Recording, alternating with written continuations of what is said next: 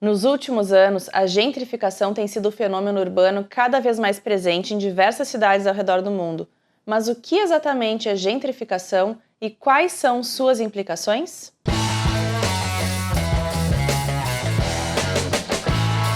De acordo com o dicionário do IFAM, o vocábulo gentrificação é um aportuguesamento do inglês gentrification, usado pela primeira vez provavelmente pela socióloga britânica Ruth Glass, na obra London, Aspects of Change, de 1964.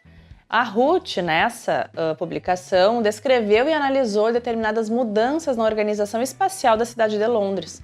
O termo ganhou popularidade após o uso em outros trabalhos mais acadêmicos sobre a temática, acompanhando um fenômeno urbano presente em diversas temporalidades e espacialidades: o deslocamento processual ou súbito de residentes e usuários com condições de vida precárias de uma dada rua, mancha urbana ou bairro para outro local, para dar lugar à apropriação de residentes e usuários com maior status econômico e cultural.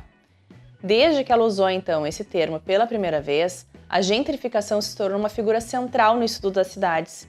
Esse termo é encontrado tão facilmente em manchetes de reportagens da mídia, quanto também nas redes sociais e nas mensagens do ativismo mais de base. Desde 64, então, a gentrificação também evoluiu para se adequar às dinâmicas demográficas e de projetos específicos de bairros ao redor do mundo. O contexto histórico específico para que certos segmentos intelectuais e a sociologia ou antropologia urbana tenham se interessado em nomear e classificar alguma coisa como gentrificação foi mais ou menos por volta da segunda metade do século XX. Na Europa, os processos de intervenção urbana em bairros antigos vêm ocorrendo desde meados dessa época, principalmente a partir da década de 70. Embora esse fenômeno da gentrificação também envolva casos de áreas de ocupação bem recente, essa dinâmica se estabelece em urbanidades consolidadas por várias gerações e diferentes situações históricas de apropriação em zonas geralmente mais centrais das cidades. Muitos desses espaços passam a ser conhecidos como centros históricos. Eles são construídos de forma conceitual a partir do crescimento das cidades, por ser a zona central ou a zona original da cidade, e a consequente formação de outras centralidades políticas e comerciais, o que a gente chama de bairros nobres, né? Seguida pela valorização que as classes média e mais abastadas atribuem a essas novas centralidades, formadas na maioria das vezes com o respaldo do planejamento da cidade. Os bairros e centros históricos são, de forma bem comum, alvos de ações de reconhecimento patrimonial histórico que passam a regular, por meio de fiscalização, aspectos estéticos e paisagísticos das edificações e também a própria urbanidade daquele bairro. Vamos pensar assim, que cara tem o centro da tua cidade? Pensa nisso. Geralmente ele tem um aspecto, uma morfologia, uma paisagem urbana bem específica. A disseminação desse termo gentrificação ganhou muito mais velocidade nas últimas décadas, à medida que muitos americanos emigraram para a cidade, e americanos e de diversas etnias, né? Eu falei aqui americanos porque eu estava estudando aqui um contexto, né, onde isso estava acontecendo na cidade de Nova York. E muitas vezes acabou acontecendo, né, o que é chamado de fuga de algumas classes sociais para a região do subúrbio de Nova York, nesse caso. E a gentrificação acabou dominando uma discussão que acabou virando política, à medida que a demanda por moradias em áreas urbanas que antes eram ocupadas por pessoas de baixa renda e também por comunidade de cor acabou aumentando. Então, o uso do termo frequentemente implica outras consequências específicas, principalmente a falta de moradias acessíveis, resultando no deslocamento das pessoas e da cultura que anteriormente estavam habitando o bairro.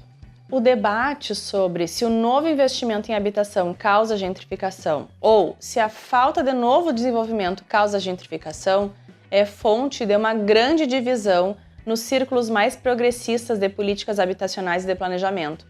É seguro dizer que em muitas discussões casuais, mais empíricas ou políticas, a confluência da palavra gentrificação com o termo é implícita. Em discussões mais acadêmicas ou científicas, é importante manter a distinção entre causa e efeito. Acadêmicos e jornalistas baseados em dados têm buscado definir a gentrificação com métricas específicas e quantificáveis. Medir a gentrificação com métricas específicas pode estar sujeito a uma análise extra de vieses e conflitos de interesse. Escolhas aparentemente pequenas sobre como medir a gentrificação pode ter uma enorme consequência para as descobertas de todo o esforço que está por trás disso. Então, dependendo das variáveis em jogo, a gentrificação pode ser apresentada como inexistente, um pequeno obstáculo ou uma crise nacional. Depende de como se está equilibrando todos os aspectos que dizem respeito à questão. Também existe o argumento de que a gentrificação pode ser boa para os bairros. A gentrificação pode ser impulsionada por uma série de fatores, incluindo políticas de desenvolvimento urbano que priorizam o lucro sobre o bem-estar da comunidade local. Embora a gentrificação possa trazer melhorias que podem parecer superficiais para uma área, como a renovação de prédios, novos estabelecimentos comerciais, também pode resultar no deslocamento forçado dos residentes de baixa renda, que leva à perda de identidade cultural e coesão comunitária. Tudo isso mostra que o debate em torno da gentrificação é bem complexo, envolve questões de justiça social, acesso à moradia e direitos dos moradores locais. Evidências contraditórias, uma política intensamente apaixonada podem tornar difícil escolher um lado nas questões sobre as causas e efeitos da gentrificação, mas as batalhas políticas são vencidas e perdidas dependendo das opiniões de cada lado dos debates em curso sobre o papel desses fatores nas cidades. Enquanto a gente lida com os desafios da gentrificação, é muito importante explorar alternativas que promovam o desenvolvimento sustentável e inclusivo, garantindo que as comunidades locais não sejam deixadas para trás, não sejam simplesmente realocadas para outro local, e que a gente também pense nessas pessoas para onde elas vão, né? O que vai ser feito com elas. Quando a gente aborda essas questões com sensibilidade e empatia, a gente pode trabalhar juntos para construir cidades mais equitativas, mais vibrantes para todos os seus habitantes, não apenas para uma classe social. Juntos a gente pode criar mudanças significativas e construir um futuro urbano mais justo e inclusivo para todo mundo.